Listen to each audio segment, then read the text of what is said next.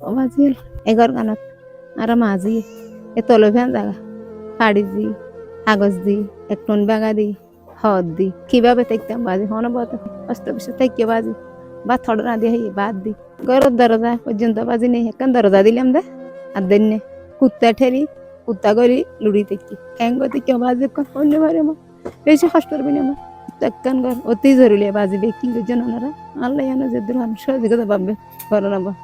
আমরা এই রমজান উপলক্ষে এই রমজান মাসে অনেকেই অনেকভাবে দান খয়রাত সহযোগিতা করে থাকি।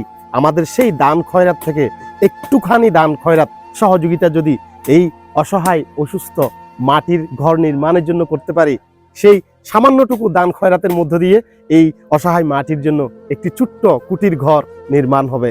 এই রমজানে প্রথম রোজা থেকে আমরা কতই না ধুমধাম করে স্বাচ্ছন্দ্য বোধ করে মাছ, গুস্ত, তরি তরকারি, দুধ, চিনি, ঘি সহ বিভিন্ন আইটেম খেয়ে রোজা রেখেছি। আর সন্ধ্যায় কত রকম মুখরোচক খাবার, জুস, পানীয় দিয়ে আমরা ইফতারের আয়োজন করেছি। কিন্তু এই অসহায় পরিবারটি তা কি পেরেছে এত কিছু খাবার? দূরের কথা। আমি প্রথম রোজার দিন ঠিক এই জায়গায়, যে জায়গায় বসেছে এটি তার ঘর ছিল, এই ঘরে এসে তার চাউলের হাঁড়িতে দেখলাম 1 কেজি চাউলও ছিল না, এবং তার তরকারির পাতিলে দেখলাম 4 টুকরা আলু এবং কিছু ডাল পানি। তখন এই মেয়েটি কানতে কানতে বলছিল, আম্মু রোজা তো রাখছি, ডাল পানি আর আলুর টুকরো খেয়ে আমাকে ইফতার কি দিয়ে করাবে? সত্যি বলতে কি, আসলে এই পরিবারটির এই মুহূর্তে ভালো থাকা, ভালো খাওয়া, ভালো চলা টোটালি অসম্ভব বলা যায়। একটা পরিবারের ভালো থাকতে, ভালো খেতে অবশ্যই ইনকাম করার জন্য পুরুষ মানুষ লাগে, অথবা ইনকাম করার জন্য কাউকে লাগে, কিন্তু এই পরিবারটির ইনকাম করার জন্য কেউই নেই। আলহামদুলিল্লাহ, আপনাদের সকলের সহযোগিতা, বুদ্ধি, পরামর্শে আজকের দিন থেকে অর্থাৎ আজ সকাল 8টা থেকে অসহায় রুফিয়া বেগমের এই বাড়িটি নির্মাণের কাজ শুরু হয়ে গেল।